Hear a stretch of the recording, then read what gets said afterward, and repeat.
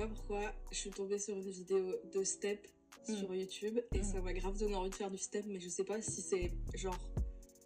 si c'est le meilleur truc à faire en termes de sport et tout. Genre, j'ai envie de pouvoir travailler quand même les bonnes choses. Oui, c'est sûr. Bah, après, le truc, c'est que dans le sport, t'as pas de science infuse de bon sport à faire ou de pas bon sport à faire.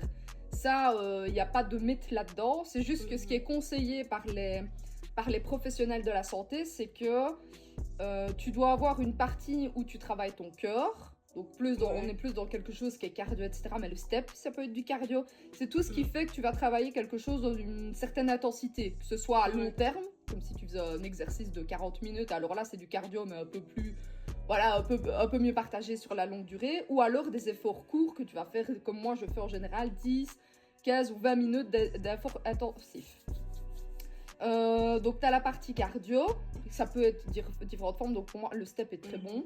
Et puis après tu vas avoir la partie plus musculaire, et ça même pour les personnes âgées, genre c'est recommandé, il faut travailler le muscle.